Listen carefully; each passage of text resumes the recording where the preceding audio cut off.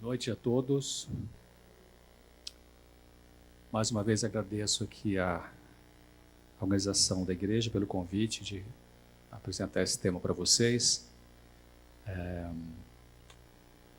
Eu queria dizer a vocês que estão visitando aqui esse auditório, esse templo, você que não faz parte ainda da comunidade adventista, vocês são muito bem-vindos aqui nessa noite. Eu já estive na posição de vocês. Primeiro, quando eu passava, eu vim de uma família muito católica, graças a Deus. E quando eu passava em frente a uma igreja protestante, eu via, geralmente tem um biombo, né? Assim, mais antigas tinha. E eu, às vezes, passava assim pela cabeça, o que deve ter lá dentro, né? Como é que é esse povo, né? Negócio de crente, né? Então, se sintam confortáveis aqui. Eu prefiro dizer que eu sou protestante. Eu não gosto de dizer que eu sou evangélico. Evangélico virou uma coisa muito água com açúcar, né? No mundo teológico chama-se graça barata. Eu sou protestante. Por que eu sou protestante? Porque eu protesto contra a mentira. Eu protesto contra aquilo que não é verdade. Eu protesto sobre aquilo que está contra a palavra de Deus. Por isso que eu sou protestante. Então, sou a favor da verdade, né? Vou dizer o outro lado da moeda. Sou a favor daquilo que Deus recomenda em sua palavra. Então, visitantes, vocês, não sei a religião de vocês, enfim, mas eu queria convidar para vocês virem aqui estudar a Bíblia. Muito interessante estudar a Bíblia, faz muita diferença na sua vida você estudar a Bíblia. Aos sábados aqui tem uma classe aqui na frente só para visitantes. Sábado de manhã às 9 horas tem um culto, uma palestra e parece que começa às 11, né? E em torno das 11 começa uma classe que vai de 11 a meio-dia. Se você não entende nada ainda da Bíblia, você entende só um pouquinho e quer estudar um pouco mais, sem compromisso nenhum. Ninguém vai pedir teu dízimo, não vai pedir, não vai empurrar você para ser batizado, não vai forçar nada, vai mostrar para você, como mostraram para mim. Agradeço, até me ligou, estava me arrumando para ir para cá, me ligou de Campinas, um colega meu, cardiologista, ele que veio falar de Bíblia para mim na Faculdade de Medicina, lá no Rio de Janeiro. E ele é cardiologista. E ele falou para mim, e é uma coisa fantástica. Então, eu convido a vocês, visitantes, sintam-se à vontade, venham aqui, sábado de manhã, às 9 horas, tem uma palestra, uma pregação, e perto das 11, 10 para as 11, aqui na frente tem uma classe especial para vocês começarem a estudar uns temas bíblicos que são realmente muito importantes. E eu queria começar com um texto. Vamos falar sobre depressão. Depressão já está aqui no PowerPoint, deixa eu botar esse cara aqui. Então, antes do tema propriamente dito, fiquei pensando, gente, vim aqui à noite falar para vocês sobre depressão no século XXI, com internet, com iPhone, com iPad, com tablet, tudo quanto é tipo. Hoje lá, alguém falou no prédio que tem um novo agora, chama-se Leve, que é só para livro, audiolivros e tal. Toda hora tem um troço novo. Então, falar sobre essa depressão da maneira convencional, vocês já sabem. Eu vou dar uma passada nisso, porque tem gente que ainda confunde depressão com outros transtornos mentais.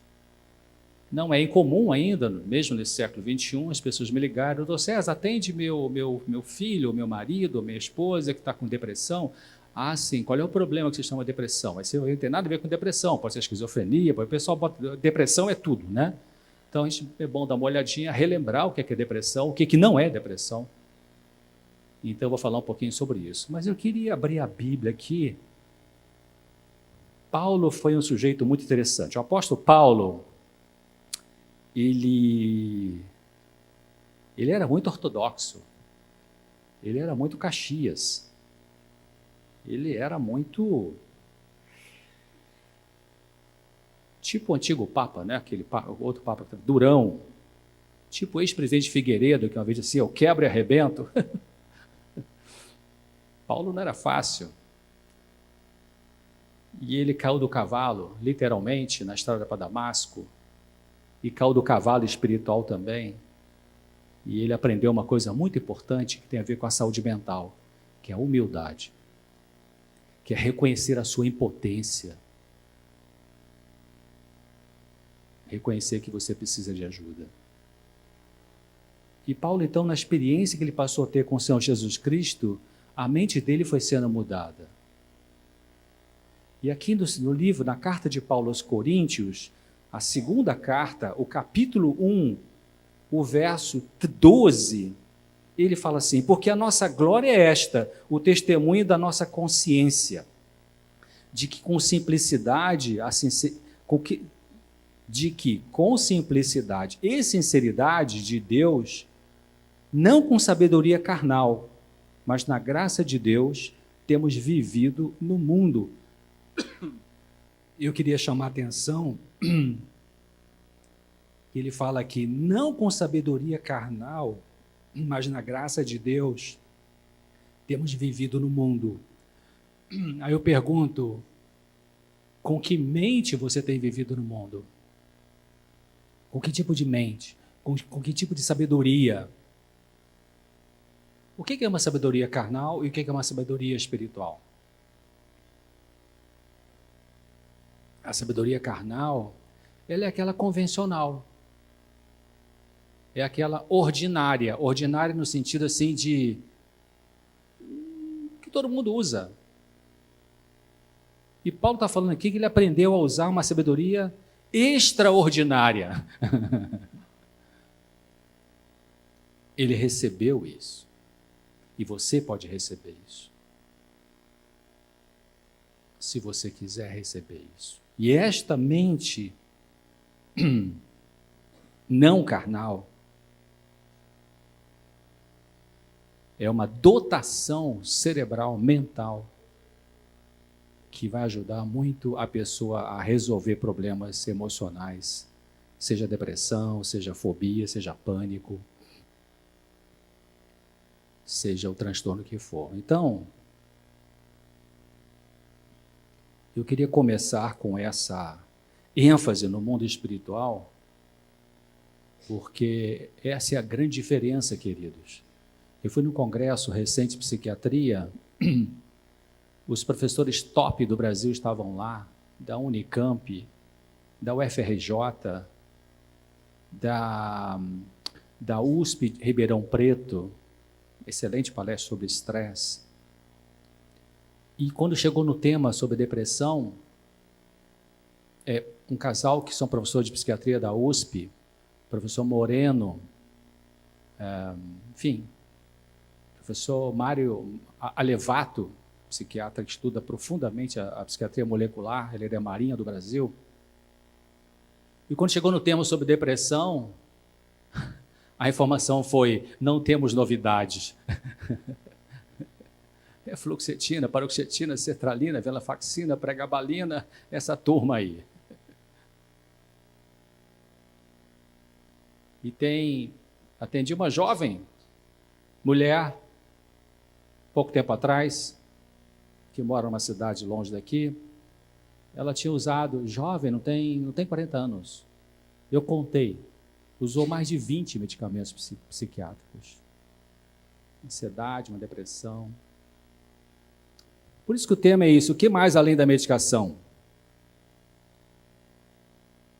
Eu estou começando e terminando, né? Quando eu falo aqui, Paulo dizendo, não é com sabedoria carnal, mas é na graça de Deus. Sabe, a gente tem que desreligiosizar as coisas, no sentido de que talvez alguns de vocês que estão entrando numa igreja protestante pela primeira vez, sim, vai querer pregar, vai querer falar de negócio de Bíblia e tal, essas coisas de crente. Nós somos culpados disso. Porque tem tanta gente com Bíblia na mão, botando o dinheiro na meia, né? Que é uma coisa assim, espantosa. Ainda faz oração em cima da propina. Como pode? E essa é loucura. Esse aqui tem que ser Aldol, Amplictil, Risperidona, Quetiapina, tem que ser Sossega-Leão, daí para cima. Se bem que distúrbio de caráter não se resolve com medicamento. não se resolve com medicamento. Então, queridos,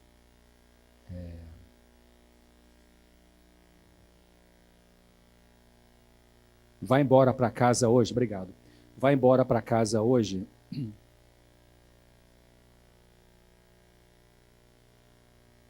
querendo essa mente não carnal. Pesquise sobre isso. Peça a Deus isso. Não importa de que filosofia religiosa você é, ou se não é de nenhuma filosofia. Gandhi uma vez disse que Deus pode ser o ateísmo do ateísta. Então, a saída é essa. A saída, tá bom, você pode estar aqui hoje e pensar, eu não tenho depressão, não tenho transtorno emocional, para que eu preciso de uma mente desse jeito? Você vai precisar. Todos nós temos algumas lutas. Se você não teve uma luta forte ainda, vai ter. Então, a saída é ter uma mente espiritualizada. Anos atrás eu descobri, que eu sempre tenho estudado ao longo dos anos, essa conexão de saúde mental, psiquiatria, sempre com uma parte, depois que eu conheci a palavra de Deus, então me interessei em cientistas que têm alguma pesquisa em relação à palavra de Deus. E eu descobri, bem anos atrás, um professor da USP que se aposentou em psiquiatria, professor Jorge Amaro. Eu tenho um livro dele, conversei uma vez com ele só, e esse livro chama-se, eu acho que é Psicoterapia e Religiosidade, ou Religião, uma coisa assim. Parte do livro é sobre técnicas de terapia e parte são artigos que ele escreveu sobre Freud, a religião, e Jung, a religião, e tal. E ele colocou no livro dele, professor Jorge Amaro, ex-psiquiatra da USP, se aposentou, ele falou assim, o homem maduro é espiritualizado. Temos que entender o que é isso, né? Espiritualizado, o que eu entendo, é ter essa mente aqui. A mente não carnal. Se você vai no livro de Romanos, na carta de Paulo aos Romanos, capítulo 8, verso 1, Paulo fala assim, agora nenhuma condenação, nenhum problema há para aqueles que estão em Cristo Jesus, que não andam mais segundo a carne, mas andam segundo o Espírito.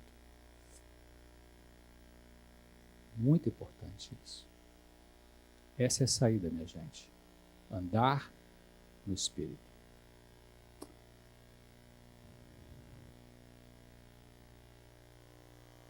Filipenses 4:8, carta de Paulo aos Filipenses 4:8, ele fala assim, tudo que é verdadeiro, tudo que é respeitável, tudo que é justo, tudo que é puro, tudo que é amável, tudo que é de boa fama, se alguma virtude há e se algum louvor existe, seja isso que ocupe o quê?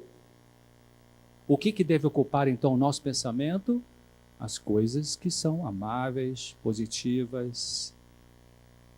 Minha filha falou sobre isso na palestra que ela fez sobre pensamento, vale a pena você assistir. Ela destrinchou isso aí, a questão cognitiva, falou das crenças centrais e tudo isso.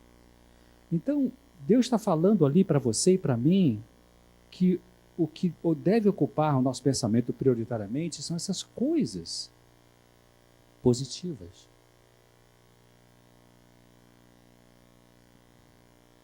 Quando nós psiquiatras entrevistamos uma pessoa, a gente analisa várias coisas.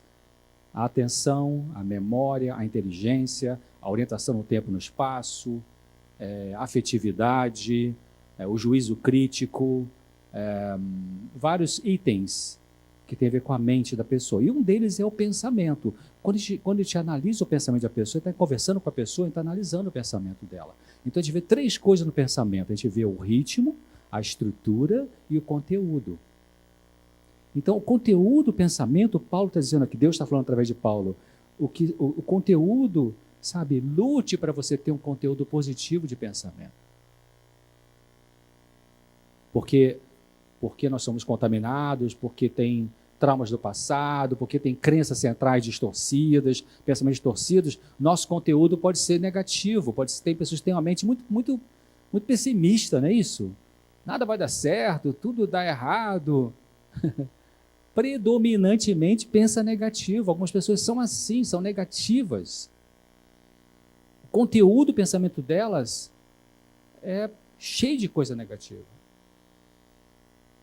Então, elas vão afundar numa depressão ou em outro tipo de transtorno, ou vai somatizar.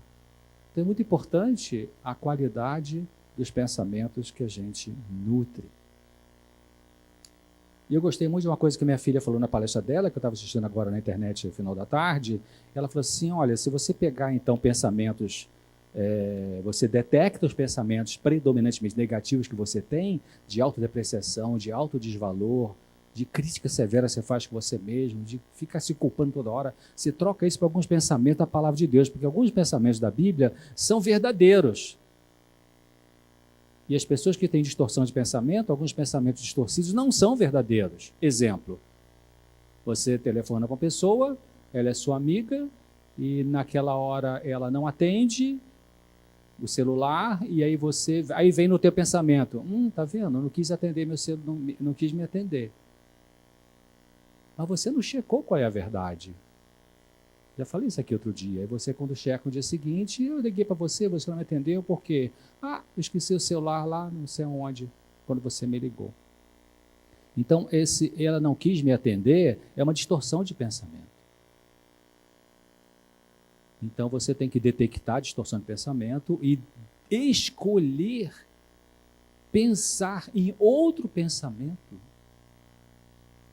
E nada melhor do que da palavra de Deus para você colocar na cabeça, porque é verdade. Então, depressão é uma desordem afetiva, é um assunto médico, psicológico, também espiritual. Psiquiatras e psicólogos são treinados para tratar a depressão. As causas são variadas, a pessoa pode ter uma tendência hereditária, se a mãe for deprimida, o pai, o avô, o tio, a avó. Então, a tendência pode passar por genética, mas a genética não é tudo. A genética é de 30% a 50%, segundo neurocientistas. Se você teve um pai deprimido, não quer dizer que você vai ter que ter depressão. Você vai ter mais possibilidade de ter.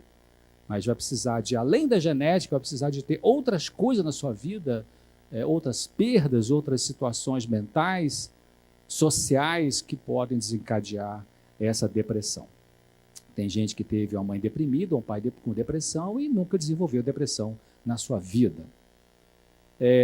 As perdas importantes na vida vão se somando na infância, no trabalho, na família. A pessoa que é muito sensível, pessoa que tem tendência à melancolia, são mais propensas a ter depressão. Pessoa que se magoa com facilidade. Desequilíbrios neurofisiológicos, às vezes questão ligada a tireoide. Abuso de drogas pode causar depressão também. Doenças físicas, pessoas que têm uma doença grave, um câncer terminal, ou um câncer não terminal, mas pode desenvolver um quadro depressivo, e são causas variadas. Essa aqui é uma imagem, uma tomografia sofisticada, chama-se PET, tomografia por emissão de pósitrons. Você pode ver que o cérebro que está à sua esquerda é um cérebro de um paciente deprimido. Você vê quanto menos pontinhos amarelos e cor de abóbora estão naquele cérebro esquerdo, isso significa que aquele cérebro não está funcionando bem. E quando a pessoa se recuperou da depressão, olha como é que aumentou o número daqueles pontos sensíveis cerebrais que produzem certos hormônios. Aqui são hormônios cerebrais ou neurotransmissores que voltaram a funcionar quando a pessoa se recuperou de uma depressão. Então você vê o cérebro de uma pessoa deprimida e o cérebro de uma pessoa recuperada, como é que é diferente. Por isso você falar para a pessoa deprimida, levanta, isso é frescura, para com isso. É uma maldade você fazer isso. O cérebro não está funcionando. Bom, tem causas físicas também. Já falei da hereditariedade, deficiência B12, traumas cranianos, metais tóxicos, estilo de vida impróprio. Você sabe que 8% das mulheres norte-americanas estão contaminadas com mercúrio, que vem por causa de peixes contaminados. Então, isso perturba também o cérebro. Estilo de vida impróprio, A pessoa tem uma vida muito doida, um dia come, outro dia não come, um dia dorme cedo, um dia dorme tarde, um dia acorda 11 da manhã, outro dia acorda 5 da manhã, outro dia vai dormir meia-noite, outro dia vai dormir, então arrebenta, o cérebro chega uma hora e fala assim, cara, não estou aguentando mais. Começa a pifar o cérebro. Desarranjo do ritmo circadiano, isso que eu acabei de falar, ao invés de ter um horário regular para dormir, é tudo destrambelhado, deficiência de ômega 3, desequilíbrio hormonal, tireoide, doenças crônicas. Então você vê que não é uma coisa só, né? Hoje em dia não, já faz vários anos que tem essa moda, toda semana tem um troço novo, né? Que vai fazer bem. Não, ômega 3 resolve tudo, maca peruana resolve tudo, não sei o que resolve tudo, noni resolve tudo. Meus amigos, não tem um remédio que resolve tudo. O único remédio que resolve tudo chama-se amor. Amor não no sentido mundano, mas no sentido bíblico. Amor incondicional. Mesmo assim, existe uma angústia que só vai ser resolvida quando Cristo voltar, e falta poucos meses para isso. 12 meses, 34, não sei, mas falta pouco tempo.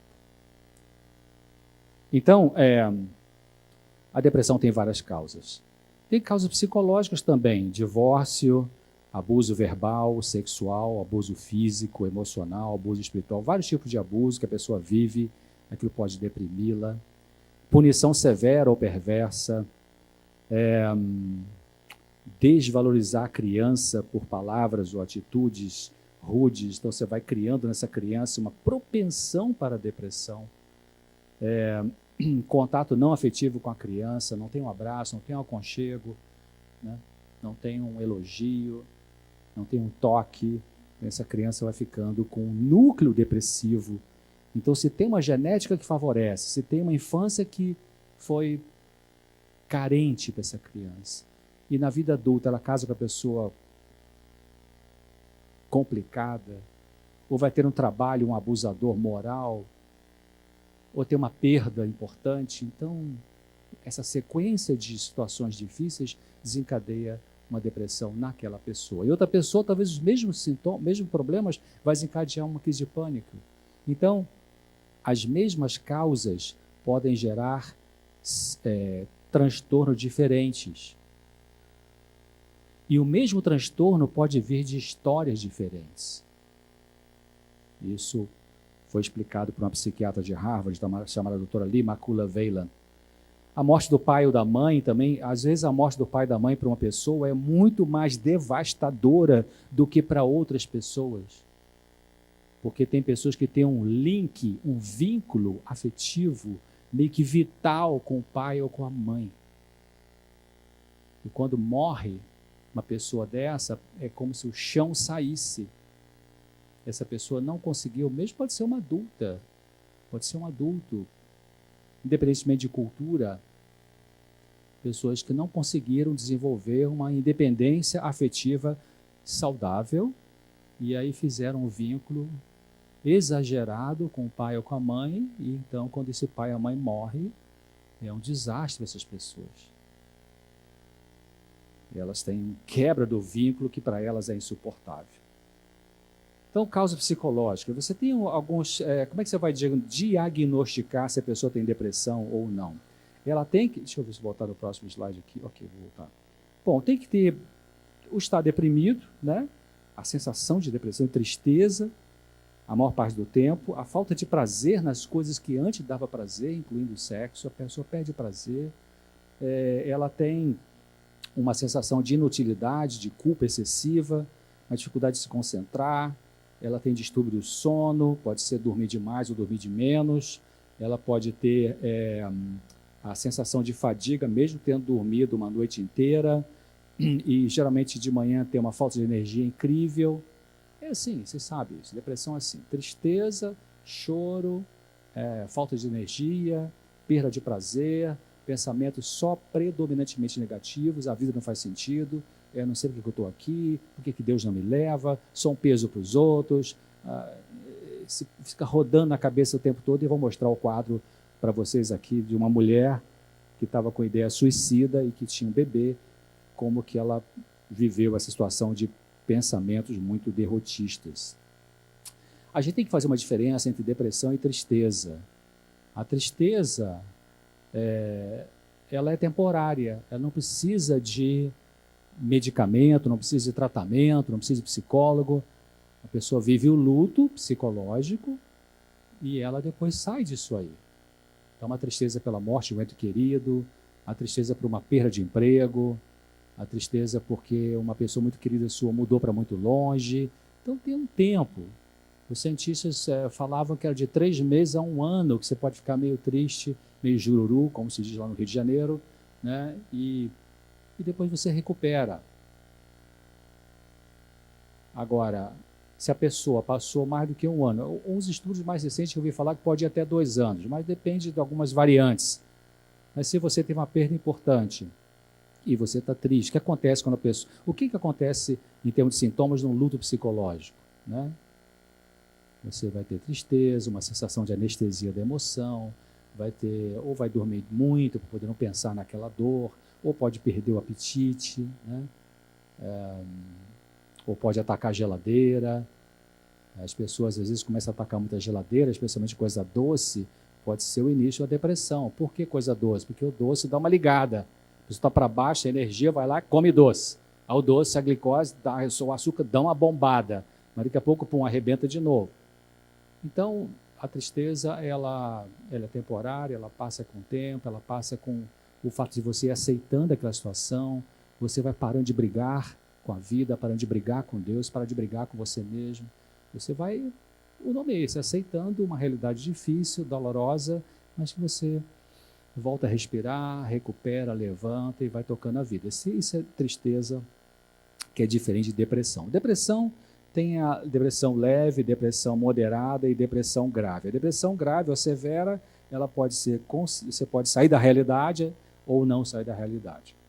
Então, são 3 níveis de depressão. O tratamento envolve 5 aspectos: medicação, orientação da família, cuidados físicos, psicoterapia, aconselhamento e ajuda espiritual. Então, vamos dar uma olhadinha. Medicação. Medicação é a parte não muito difícil, embora em alguns casos é difícil. Você tem os medicamentos convencionais, tem os medicamentos fitoterápicos, como o hipérico perfuratum, ou erva de São João. Cuidado que no Brasil tem uma erva de São João que não é o hipérico. Então, esse é um fitoterápico. Não é homeopatia, não é floral. Fitoplanta, terápico, tratamento. Fitoterápico é um produto feito a partir de uma planta medicinal, né, cientificamente comprovada, tem um protocolo para isso, os alemães estudam isso há muito mais tempo do que os norte-americanos. Então, o hipérico ele pode ajudar em algumas pessoas. Em geral, o hipérico ele ajuda pessoas com depressão moderada. Depressão grave não ajuda. E também só vai ajudar a depressão moderada se a pessoa é virgem em medicação psiquiátrica, ou seja, nunca usou nada, tarja preta, tarja vermelha, nunca usou nada. Então, pode ser que consiga funcionar com hipérico, mas com depressão grave, possivelmente não. Os outros medicamentos são ali, aqueles famosos, fluoxetina, sertralina, essa turma toda. Alguns suplementos também podem ser usados. A medicação não faz tudo, ela elimina sintomas depressivos, mas não cura o problema. Realmente não cura o problema? Eu vou falar um pouquinho mais sobre isso adiante. Por isso que nós temos que pensar o que mais além da medicação. O que você pode fazer sem seu remédio? Não fique pensando que o remédio vai resolver tudo. Ah, mas a comadre lá tomou fluoxetina, ficou ótima e tal. Bom, se a pessoa tomou a fluoxetina e ficou boa da depressão, e não teve recaída nos 2 anos seguintes, talvez aquela fluoxetina deu uma levantada no humor, corrigiu os neurotransmissores, mas ela tomou umas decisões na vida para poder evitar recair na depressão.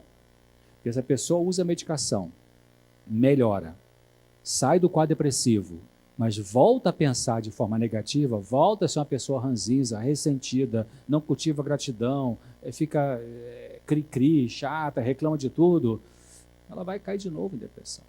Não aceita a perda, não aceita que não é a pessoa superpoderosa. Então, pode produzir efeitos colaterais, claro, todo remédio produz efeitos colaterais, inclusive os remédios naturais também, né? Tem efeitos colaterais. 70% das pessoas melhoram o humor com antidepressivos, é verdade. Menos do que 20% dizem que se sentem curados durante o tratamento com antidepressivos. 25% a 30% não melhoram com nenhuma medicação. Isso é difícil, realmente. Tem pessoas que já usaram tudo que você imagina e chega com você já com uma lista assim. Por quê? Difícil de definir. Talvez uma coisa muito biológica, muito genética, muito entranhada naquela pessoa ali. Uma pessoa talvez difícil de mudar o pensamento. 50% reclamam de efeitos colaterais e metade, então, para com remédio por causa de efeito colateral. Dos que param a medicação, após 3 meses de uso, 77% é recaída desde 2 anos. Gente, isso aqui é tudo bonitinho assim, mesmo usando a medicação, ocorre recaída de 20% e 40%. Isso aqui são informações científicas. Mas não fique desanimado com isso. Sabe? Nós temos que ter, eu falei no começo aqui, procurar uma mente extraordinária. Alguém falou, norte-americano adora estatística, né? São estatísticas norte-americanas. Mas alguém disse que estatística mostra tudo, mas não mostra o essencial. O que Deus pode fazer na tua vida, só Ele sabe. A questão é se você está disposta a abrir teu coração para Ele. Se você vai perseverar na busca desse Deus. Então, a medicação tem seu lugar. Se não for usada como única solução, está indicada para depressões moderadas e graves, depressões leves não precisa de medicação. E a meta é parar com ela 6 meses até 1 ano. O ideal seria isso, as pessoas que estão com depressão moderada ou depressão grave. Mas já está tendo pessoas com medicação há 10 anos, 12 anos, 15 anos. Por quê? Porque talvez estejam colocando a expectativa de cura em cima do remédio só. E aí fica presa ao medicamento. O antidepressivo ele pode melhorar o humor, sim. Está muito triste, fica menos triste. Está chorando muito e talvez seja o primeiro sintoma que ele consegue segurar na 3ª, 4ª semana de uso do medicamento. Diminui a hostilidade, que o paciente deprimido também às vezes fica irritadiço. Ele fica impaciente com ele mesmo. Chega no consultório e fala assim, que droga que eu estou aqui, não queria estar aqui, eu tenho raiva de mim de estar aqui. Geralmente quem fala isso são pessoas que foram muito produtivas, muito assertivas, muito fortes na vida e que empurrava sempre com a barriga uma emoção que precisava olhar para ela. Uma perda que precisava olhar para ela. Uma dor que precisava dar uma olhada para ela. Mas tipo assim, não, eu tenho meu trabalho, minha empresa, minha família, vou tocando, está ótimo, enfim. Então botou embaixo do tapete aquele problema e aí esse problema vai aparecer lá quando já tem a empresa toda estabelecida, os filhos já foram embora de casa, já vai cuidar do netinho, já tem, 12 empresas, não sei o que, tal, 3 casamentos, 4 cirurgias, 5 pontos de safena, sei lá. Aí a peteca cai. Aí vem aquela dor que já estava ali há 40 anos, 50 anos, mas que não deixava aparecer, aí ela vem à tona. Aí a pessoa tem raiva. Eu sempre fui forte, sempre aguentei, sempre fui uma mulher poderosa, trabalhei fora, cuidei, eu sempre fui um homem, sei o que, viajei, e agora eu estou com esse negócio, que frescura é essa que eu estou aqui? E fica se atacando. Está sofrendo, como eu estava lendo ontem um texto com a equipe que estuda da PUC de São Paulo, um site muito interessante, Psicologia Fundamental. Então, o artigo que eu estava lendo, do autor, dizia assim, já tem o sofrimento da neurose, ainda fica com a culpa neurótica, ainda fica com a culpa de estar procurando ajuda. É como aqueles indivíduos que carregam um carrinho assim, vai catando papelão pela rua, e tem ali latinha, está um peso danado com esse calor de 40 graus, o cara carregando ali, e vem alguém, um amigo da onça, bota ali mais um fogão velho em cima e tal, sabe? Então já está sofrendo porque perdeu alguma coisa na vida emocional. E aí chega no consultório e fica se atacando porque está indo procurar ajuda. Procurar ajuda pode ser uma atitude de humildade, gente. Pode ser finalmente você jogar a toalha. Pode ser finalmente você parar e pensar, eu não sou tão poderoso como eu achava que eu era. A medicação pode aumentar a impulsividade, por isso que é perigoso, as pessoas que têm tendência suicida, na 3ª, 4ª semana de antidepressivo, a familiar tem que estar olhando.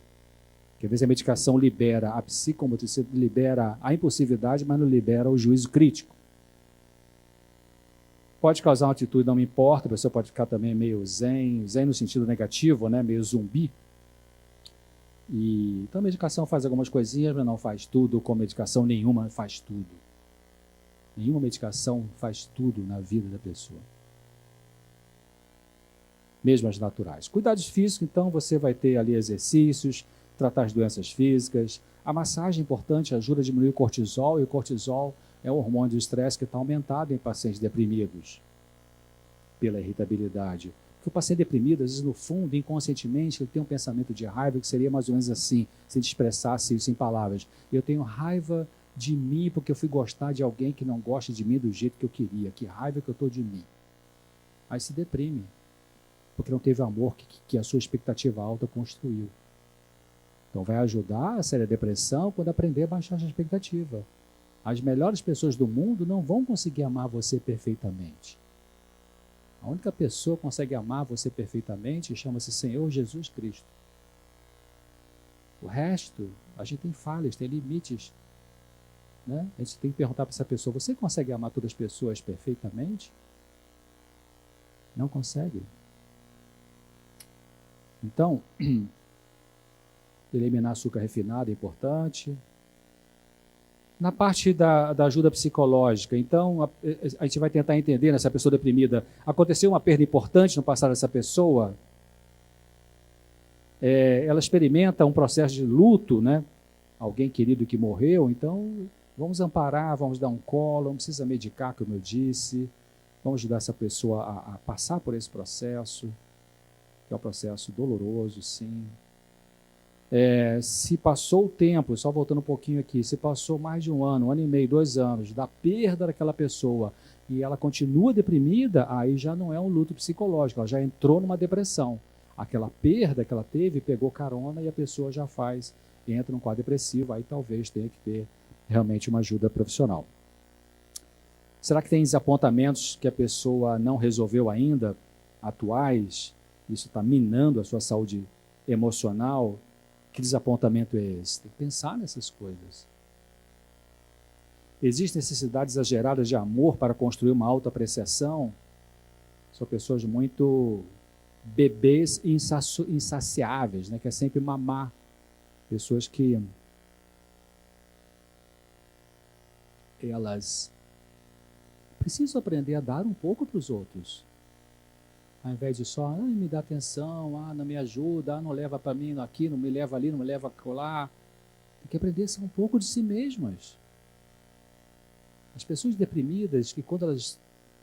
Claro, é muito difícil o deprimido sair da cama, deprimido grave, sair da cama para fazer alguma coisa que está sem prazer, está sem energia, está tudo cinza. É difícil realmente. Mas em algum momento, alguns pacientes perguntam assim, alguns parentes de pacientes deprimidos me perguntam, César, o que eu faço? Eu chamo esse meu parente aqui que está deprimido para ir dar uma caminhada, para ir numa festinha de aniversário, ou não chamo porque nunca quer ir? Bom, não é nem 8 nem 80. Né? Também todo dia está enchendo a paciente da pessoa, não, vamos sair, vamos lá, olha só bonito, olha que céu azul, para com essa coisa, levanta da cama, Deus é bom, Jesus te ama, tá, vamos embora. Não é assim, todo dia está ali, mas também não é deixar a pessoa jogada naquela cama ali, com a janela fechada e cabeça coberta. Tem hora que você vai falar, não, vamos sim, eu vou com você, vai ser melhor para você, vem cá, vou pegar uma roupa, vou te ajudar a escolher, né, incentiva, que a pessoa, às vezes, quando ela sai e vai numa festinha de aniversário, mesmo que ela fica no cantinho lá no aniversário, come lá seu bolinho e tal, ela se sente melhor. Na hora de rir, muito difícil, mas depois se sente melhor, desparece um pouco. Igual caminhada, depressão, a pessoa que faz caminhada e tem depressão, ela melhora mais rápido do que as pessoas que têm depressão e não fazem caminhada e usam só remédios. Por quê? Porque a caminhada, cria ou não cria, com vontade ou sem vontade, ela libera alguns neurotransmissores que ajudam a corrigir a depressão. Então, o paciente deprimido, geralmente ele fala o quê quando você convida para dar uma caminhada? Não, quando eu melhorar eu vou caminhar.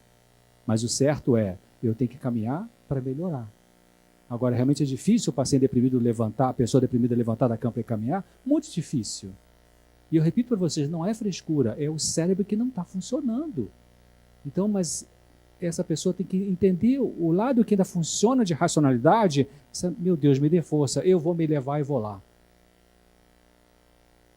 Eu trabalhei no Centro de Vida Saudável e chegou a nós lá um homem que viajava o mundo inteiro. O sujeito falava 3 línguas, sei lá, muito ativo, proativo, hiperativo, assertivo, mas estava ficando viciado em medicação. Estava usando um monte de Lexotan por dia. Comprava alguns países que ele viajava, comprava Lexotan sem receita. E começou a ter umas ideias depressivas. Resumindo a história, tentou suicídio. E a companheira dele chegou na hora H. Pegou, estava num sítio, pegou o sujeito, levou rápido ao hospital e foi transferido para um hospital do Rio de Janeiro. Ele estava em outro estado, no interior, e ficou na UTI, morre, não morre, recuperou, não morreu, foi para o Centro de Vida Saudável que eu trabalhava, para nós trabalharmos com esse indivíduo, nossa equipe, né? Hidroterapia, alimentação, exercício, psicólogo, psiquiatra, tudo isso. Ele entrava na minha sala, esfregando o joelho, e falava: César, não aguento, que angústia, o que eu faço com essa angústia? E nós tínhamos um grupo de apoio, toda semana, 2 vezes por semana, grupo de apoio. E aí ele foi aprendendo a lidar com essa angústia. Ele foi entendendo que a medicação, a angústia era em parte pela abstinência da medicação, síndrome da abstinência, né, que ele usava doidado, tomava Lexotan igual você bebe água, bromazepam. E em parte pela dor emocional dele, em parte pela dor que foi acumulada ao longo dos anos e que ele não deixava sair, disfarçava com a falsa alegria dele. Falsa não de ser hipócrita, mas ele sabia lidar com isso, então ele... E aí um dia ele estava no grupo, ele foi aprendendo, ele falou assim: olha, eu estou deitado ali no meu quarto, na clínica, né? Falou para o pessoal da equipe do grupo: eu estou deitado no meu quarto, está na hora de todo mundo caminhar, eu estou zero com vontade de caminhar, vou fingir que o nome dele é José. Aí ele falou assim: pois é, mas eu aprendi uma coisa, que quando eu caminho, eu já vi que eu me sinto melhor, na volta eu me sinto melhor. Na hora de ir é difícil, parece que tem 10 pianos em cima de mim. Parece que tem 1 tonelada aqui me amarrando nessa cama. Mas eu aprendi que me ajuda. Então eu digo assim: José, fazer o seguinte, você quer ficar deitado, aí você fica, mas eu vou caminhar. Aí ele se levava, né? É assim que você tem que fazer. É assim que eu faço às vezes, quando estou com vontade zero de caminhar, eu me levo, né? Aí vou escutar uma coisa aqui no audiolivro e ajuda a disfarçar. Então caminhar é importante.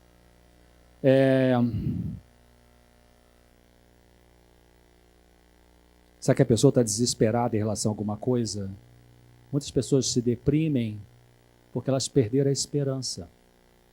Na verdade, a perda da esperança está no núcleo da depressão. Eu não falei aqui, mas a Organização Mundial da Saúde prevê que no ano 2020 a depressão vai ser a 2ª doença do mundo.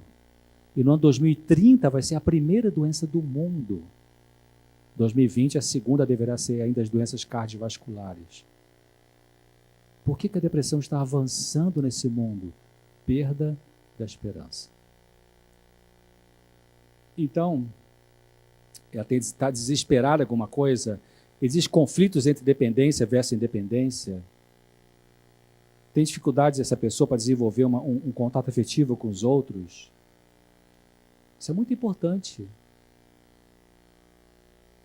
Saúde mental tem a ver com você sentir o sentimento e expressar o sentimento. Você dizer para alguém, você abraçar alguém, você falar com alguém, verbalizar: saudade de sentir de você. Me dá um abraço aqui. Então, expressar o sentimento. O professor Peter Safenel, de Harvard, desenvolveu, ele fez uma palavra nova, um neologismo chamado alextimia.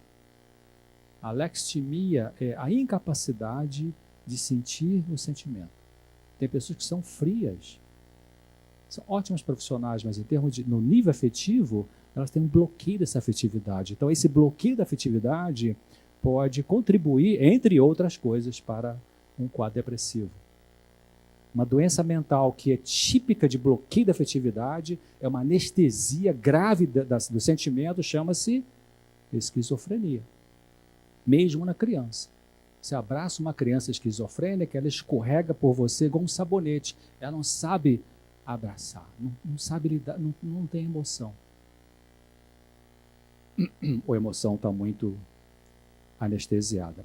A pessoa perfeccionista também pode desenvolver um quadro depressivo, que a pessoa fica esgotada, chamado burnout, acima do burnout, a pessoa que está muito esgotada, a pessoa, ela pega pesado com ela mesma, ela não tem misericórdia com ela mesma, é uma pessoa dura com ela mesma. Então, tem uma hora que o cérebro começa a pifar e começa, talvez, nessa pessoa, a desenvolver um quadro depressivo. Aqui eu estou falando, já falei sobre expressar emoções. Agora, uns pontos a pensar. Você conhece uma pessoa deprimida, ou se você está deprimido ou deprimida, sem ser medicação, o que mais que você vai fazer?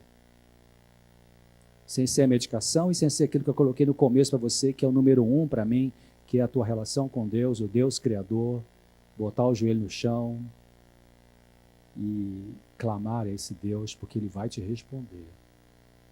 Gente, Deus responde as orações. Jesus disse uma coisa assim: aquele que vem a mim, de maneira nenhuma o lançarei fora. Quando você for fazer uma oração, seja em pé, seja descascando batata na pia, seja dentro da condução, seja embaixo de chuveiro, qualquer lugar é lugar de você elevar a Deus a oração. Reza é diferente de oração. Rezar é quando você usa uma coisa já pronta. Você lê uma coisa pronta, Pai Nosso que está no céu e tal.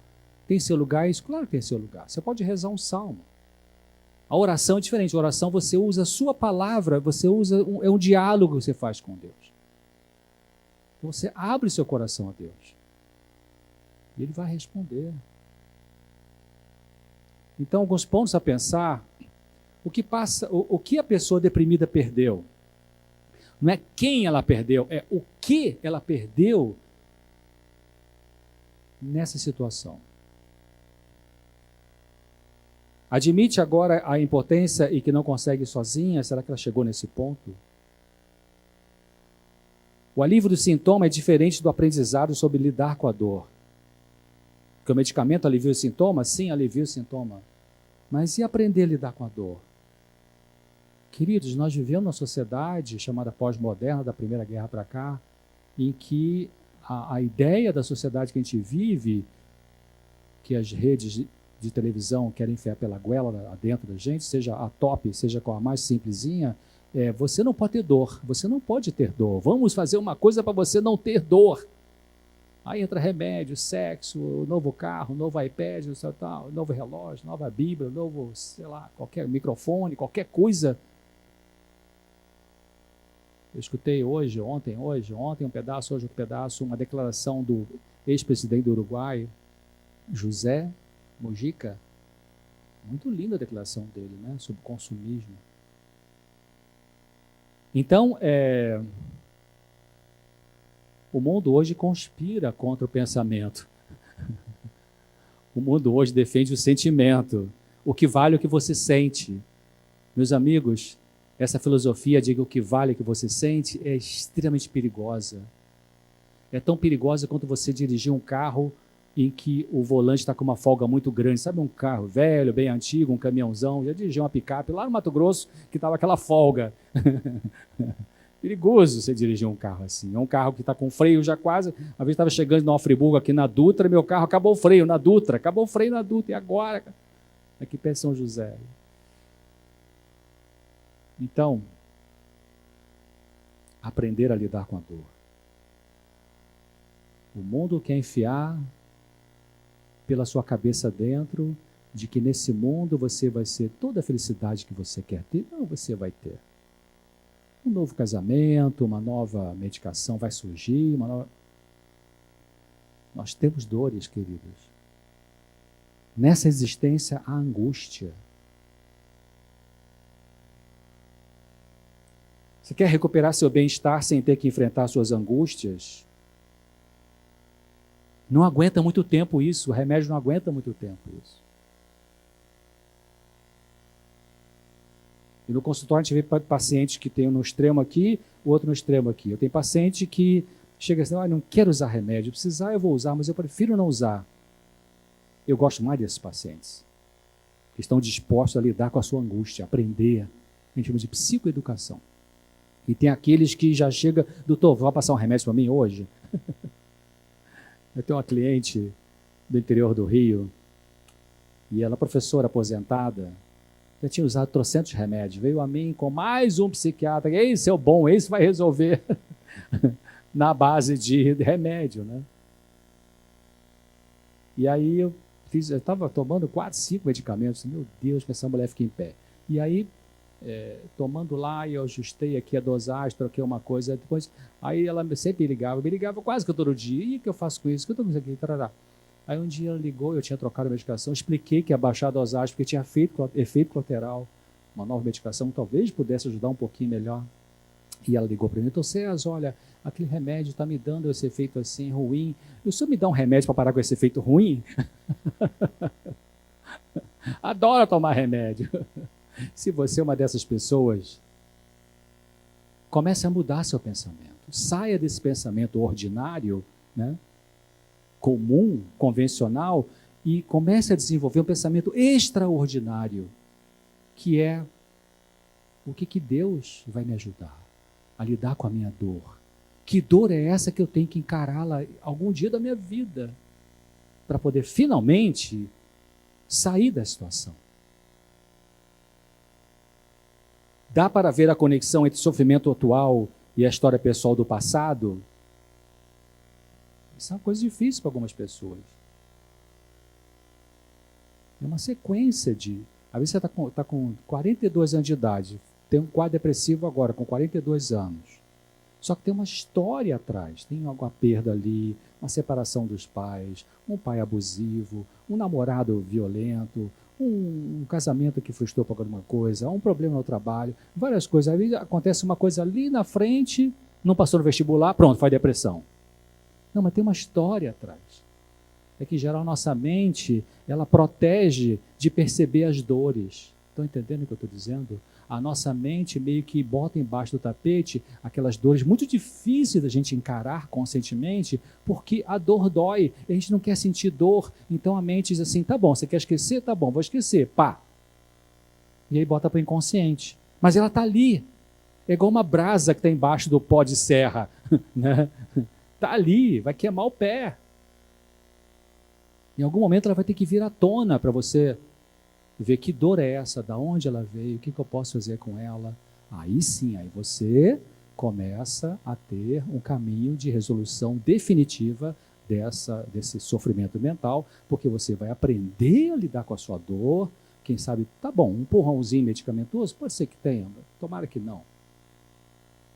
Bom, vou terminando. Outros pontos a pensar. A pessoa com sofrimentos mentais que procura um profissional para tratamento, a pessoa com sofrimentos mentais que procura um profissional para tratamento, ela pode recusar ou aceitar, reconhecer que há importantes conflitos e ansiedades internas.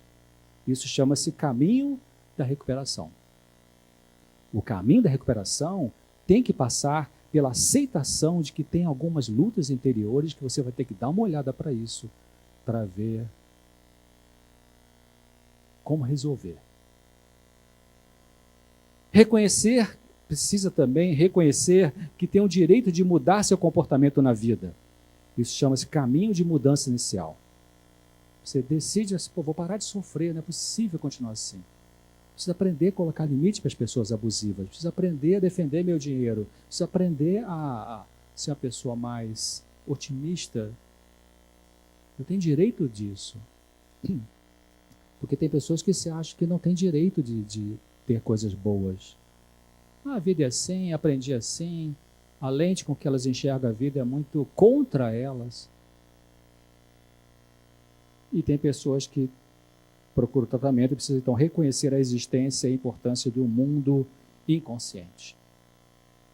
Mundo inconsciente tanto no sentido psicológico quanto espiritual. Mundo inconsciente significa algumas angústias que você tem, vem da onde? Vem de algum conflito que não está consciente da sua cabeça, mas está ali.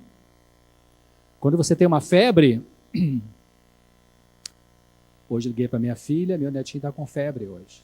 Estou preocupado. A febre. É chato ver uma criança com febre, né?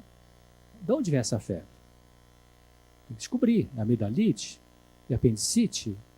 É o quê? Inflamação de um dente? A febre indica que tem alguma parte no corpo que está em luta. O sistema imune está lutando contra algum vírus ou alguma bactéria. A febre é um sinal de que tem uma luta aqui dentro, inflamatória, infecciosa. Então, uma angústia muito alta, uma tristeza muito forte que não passa, está dizendo que tem alguma luta no seu mundo emocional. Você tem que dar uma parada e ver que luta é essa. Porque se você usar só o remédio, é como você está com a febre e usar só o antitérmico. Ué, mas qual é a infecção?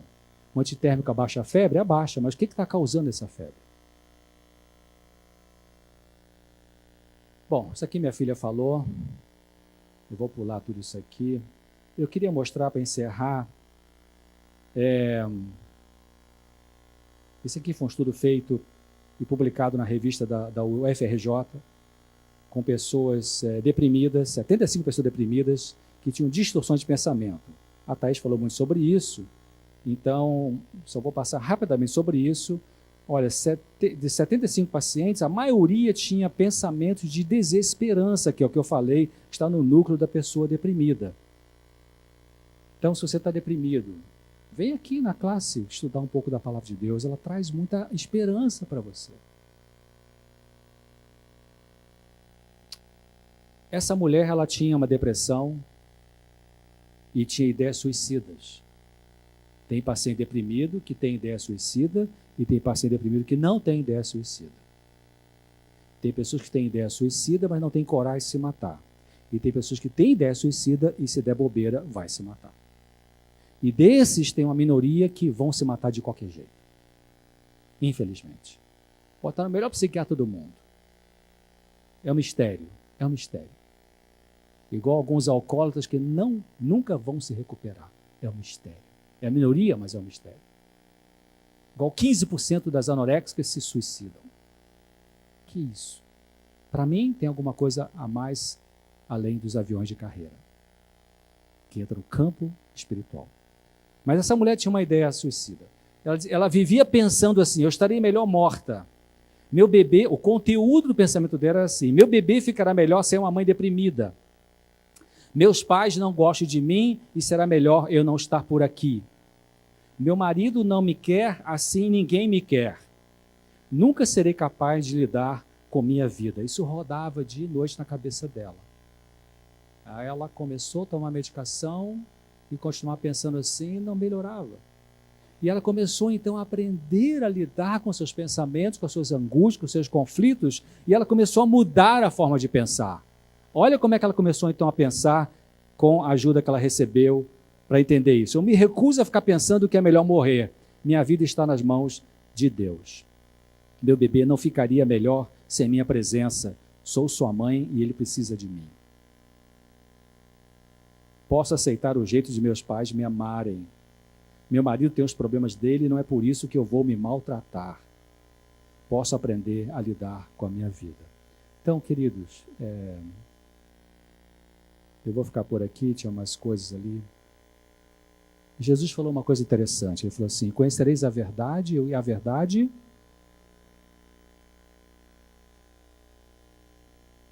então, mesmo que você não tenha depressão, mesmo que você esteja com alguma luta emocional da sua vida que não te leva à depressão, mas que está te angustiando, você coloca para ele isso, Senhor Deus, qual é a verdade que eu preciso conhecer sobre mim mesmo para eu ser liberto? Você não precisa entrar para a igreja nenhuma para Deus te responder essa oração. Você não precisa dar dízimo para ninguém para Deus te responder essa oração. O que você precisa é ter a disposição de se achegar ao Senhor Deus e falar com Ele. E insistir com Ele. E perseverar nessa oração. E aí Ele vai dirigir tua mente, você lê um texto, você lê um texto bíblico, mastiga o texto, pergunta o que esse texto tem a ver comigo. E preste atenção na providência. Gente, no dia a dia da vida, as coisas não acontecem por acaso. Preste atenção. Eu gosto de um adesivo que às vezes eu vejo em carro, eu vejo mais lá no Rio de Janeiro do que aqui. Um adesivo que está escrito assim, olhai bem as montanhas. Preste atenção. Deus está perto para ajudar você. Eu não estou falando de religião ABCD, eu estou falando da relação de Deus com você. Faça isso. Tem eu chamaria de mente aberta. Mente aberta é você não ter nenhum preconceito. Mente aberta é você acreditar que a solução para o teu problema vai vir pelo canal que Deus achar que vai chegar no teu coração. Pode ser uma criança, pode ser um bêbado, pode ser um passarinho, pode ser um programa do Novo Tempo, pode ser... Eu trabalhei em Copacabana, um consultório a 2 quadras da praia, entre a rua Bolívar e Barão de Ipanema. Então, na quadra que vai da rua Barata Ribeiro, na nossa Copacabana com a Barata Ribeiro, tem na Barão de Ipanema, eu acho, tem uma igreja católica. E eu já era protestante nessa época. E aquele dia, eu saí para almoçar e fui em direção à igreja. Às vezes, faz muito tempo que eu não faço isso, bastante tempo, alguns anos. Mas entrar numa igreja católica, quando não está na hora da missa, para mim me passa reverência, silêncio, assim, sabe, tranquilidade. Às vezes essa igreja aqui, a minha igreja aqui, é muito barulhenta, parece um mercado. A igreja adventista mais agradável que eu já visitei na minha vida, já conheço de vários países, é a comunidade árabe em São Paulo, Vila Mariana. Ali tem uma reverência legal, eles zelam por isso. Mas aquele dia, então, eu fui em direção à igreja ali, e aí estava tendo uma missa, não sei porquê, devia ser alguma coisa especial, na hora do almoço, uma missa, tá bom. Mas que pena, eu já ia dando meia volta, quando alguma coisa falou assim, dá uma entradinha. Aí eu falei, tá bom. Aí eu cheguei assim, tinha um monte de gente, talvez o pessoal que estava na hora do almoço mesmo foi lá assistir, né? Mas tem muita gente em pé. Eu cheguei assim um pouquinho, fui chegar para ver o que estava acontecendo, e estava na hora acho que chama homilia, né? O padre falando. E aí eu estiquei o ouvido e peguei um pedaço do sermão do padre. Assim, uns 3 minutos que eu fiquei escutando. E o que eu escutei era tudo o que eu precisava escutar aquele dia. Então, Deus sabe o que você precisa. Diga para ele, Senhor, aonde está a verdade que eu preciso conhecer para ser liberto da minha dor? Ele vai te mostrar. Amém. 9 horas, está na hora de terminar. Mas eu queria dizer o seguinte, eu esqueci, desculpe. Você tem alguma pergunta para fazer sobre depressão, sobre nessa área que eu falei aqui? Alguma pergunta? A pergunta dela é o que a família pode fazer com a pessoa deprimida. Primeiro, entender que aquilo ali é uma doença. Segundo, ter uma empatia com essa pessoa, não ficar cobrando ela que ela tem que ter uma resposta que ela não consegue ter. Terceiro, animá-la a fazer alguma coisa, como eu estava dizendo, não é todo dia também, mas dá uma animada. Não, vamos dar uma voltinha ali comigo, eu vou no Parque dos Eucaliptos com você, vamos dar uma caminhadazinha ali, ou no Parque da Cidade, né? Você levar, pelo menos 3 vezes por semana, levar essa pessoa, mesmo um pouquinho, não vou dizer forçando, mas animando bem mesmo. Não, vamos sim, vem cá, vou pegar teu tênis, vamos lá, qual calça você quer botar? Não quero ir, não, você quer essa de moletom ou quer essa aqui? Você vai meio que empurrando um pouquinho, porque a pessoa vai sentir bem depois, né? Orar por ela, conferir se ela está tomando a medicação, se é o caso de usar a medicação, porque às vezes o deprimido está tão desesperançado que pensa, não vou tomar mais nada, porque não adianta mesmo, então, não, vamos tomar sim, tem que fazer o efeito, acompanhar na consulta médica, não quero ir mais, porque acho que não, vamos sim, vamos lá falar com o doutor, né? São essas características. Alguém mais? Lá. Pode ser um quadro depressivo, pode ser o chamado síndrome de burnout, síndrome de esgotamento.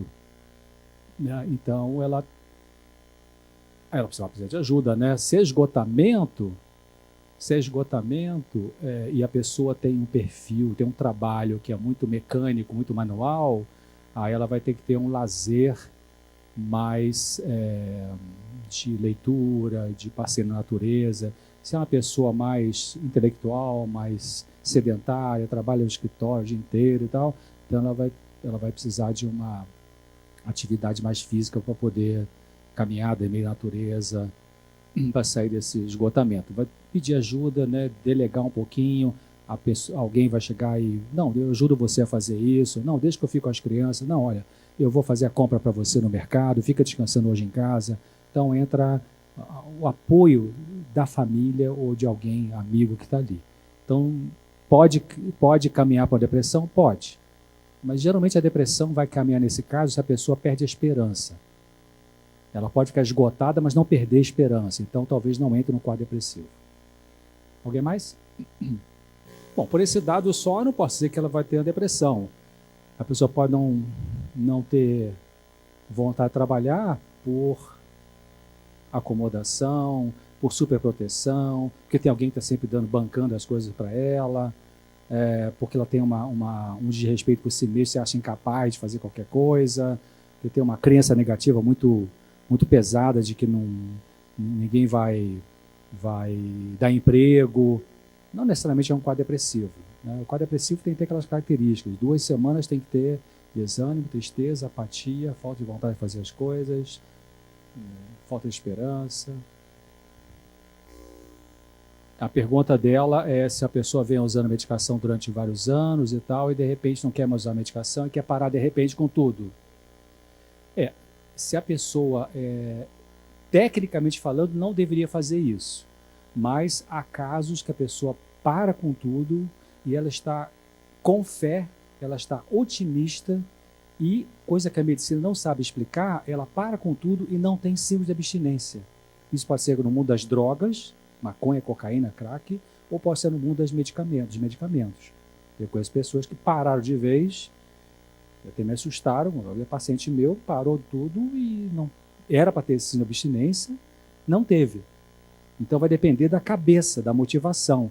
Se a pessoa toma a decisão na vida de enfrentar as dores, enfrentar a vida, ter confiança em Deus e ser otimista, o cérebro faz coisa fantástica. Então ela para com o remédio e não vai ter efeito colateral. Nós psiquiatras geralmente falamos isso para os pacientes porque a ciência mostra isso, os estudos científicos mostram que certos medicamentos não podem parar de uma vez. Exemplo, tranquilizante da família dos benzodiazepínicos, ou seja, alprazolam, diazepam, bromazepam, lexotan, rivotril, essa turma, a pessoa usa mais do que 6 meses todo dia, se vai parar tem que ter um desmame em torno de 3 meses, mais ou menos, gradativamente. Tem pessoas que param de repente e não tem problema nenhum. Tem. Acontece? Acontece. Como é que se explica isso? Motivação, fé, confiança, determinação, querer viver bem, ajudar uma pessoa. Isso pode acontecer. Tá bom? Tá certo. Então entenderam aqui? A mãe dela ficou viúva e a partir daí tem um quadro depressivo, acha que a vida não tem sentido, né? Não quer usar medicação, aí não quer se tratar, não quer ir no médico e tal. Bom, aí aquilo que eu falei, é difícil, né? Quando a pessoa também não quer se ajudar e é adulta, se é criança é diferente, mas se é adulta é difícil. O que a gente vai fazer é colocar um artigo para ela ler, né? Vez ou outra, tem um programa de televisão interessante, vamos assistir, vamos aí comigo, aí assiste. Tu vai ter uma palestra em tal lugar lá, vamos assistir a palestra. Não quer, não, vamos lá, eu levo, tal. Por aí.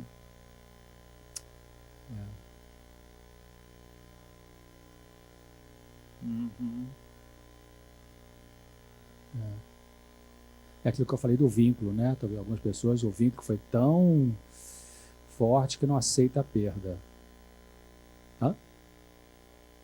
Era só os dois. Bom, orar para essa pessoa e ver se tem um despertar na cabeça dela para ela ver que a vida dela é mais importante do que a perda que ela teve. A última pergunta lá.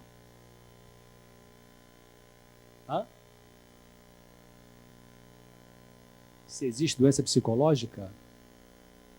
Deixa eu entender sua pergunta. Você quer dizer que a pessoa tem uma doença física, mas que é de origem emocional, é isso? Sim, claro. Chama-se doença psicossomática. A causa principal são estresses emocionais e não uma causa física. Então tem várias doenças que são assim. Né? Doença do aparelho digestório, doença da pele, doença do sistema imune. Várias doenças são assim. O estresse mental acaba perturbando a parte física da pessoa. Tem pessoas, por exemplo, que são muito inseguras, que quando elas vão viajar para um ambiente qualquer, vão até visitar um parente que gosta, mas são muito inseguras, quando chega lá, tem uma prisão de ventre, constipação intestinal. Aí volta para casa, resolve tudo, melhora o intestino. Olha só, então essa pessoa tem um problema emocional que estoura, vamos dizer assim, no intestino. São chamados órgãos de choque, né? Tem pessoas que têm uma raiva muito reprimida, vai ter tipo um asma. Tem pessoas que têm lúpus, que têm vitiligo, são doenças autoimunes. O que são as doenças autoimunes? Né? Doenças autoimunes são as doenças que atacam o corpo, porque o corpo não está reconhecendo o corpo. Como é que pode? O corpo começa a atacar ele mesmo. Por que isso, né? Então isso tem uma causa possivelmente emocional importante, embora algumas causas físicas também. Alimentação desregrada. Mas sim, a mente descarrega no corpo aquilo que ela não está pronta ainda para poder lidar no nível consciente. Gente, boa noite. Vamos ficar em pé para fazer uma oração, para terminar, né? Eloy, a oração, né? Quer fazer alguma coisa? Fecha seus olhos e vamos orar a um Deus Criador. Senhor Deus Criador, obrigado porque nosso coração está batendo, porque a vida vem de Ti. Nós conseguimos pensar porque a vida vem de Ti. Jesus falou, eu sou o caminho, a verdade e a vida. Pai, nós queremos, além de Te agradecer pela vida, pedir que o Senhor nos dê uma vida extraordinária. Ajude essas pessoas que vieram aqui, que estão com alguma luta, ou que tem algum parente que está com alguma luta emocional, seja depressão, outro sofrimento. Ajude para elas, em primeiro lugar, buscarem o Senhor em oração, abrir sua palavra, ler sua palavra, clamar ao Senhor e queira orientá-las. Se elas precisam de alguma ajuda profissional, queira ajudá-las a encontrar um bom profissional. Mas se elas podem ter a resolução direto com o Senhor, dê a elas fé para isso. Mostre para elas hoje, ainda, quem sabe amanhã, que o Senhor está presente na vida dessas pessoas, naquilo que às vezes se chama de acaso. Perdoa os nossos pecados, abra a nossa mente para a gente ver o mundo espiritual. Muito obrigado, nos proteja nessa noite em nome de Jesus. Amém. Boa noite para todos.